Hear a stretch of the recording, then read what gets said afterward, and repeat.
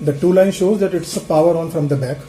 So once it is power on, this is the on and off button. It's mentioned on this. Start, high and low intensity, pause, and this is for the time. So for increasing or decreasing the time, you have to use this. First you have to switch it on. Once you switch it on, it shows the last run time. Now you can increase or decrease the time. This is in minutes, 0 to minutes. Okay. 1 minute minimum. And then you can increase it likewise. This is this is the intensity. Right now it is showing you the high LED is on. If you press this green button which is mentioning high and low, it shows you the low intensity, and then the start. That's all.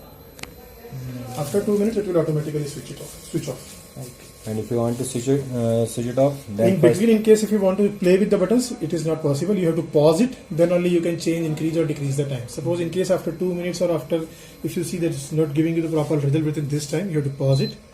Again increase the time, and then again start. Okay.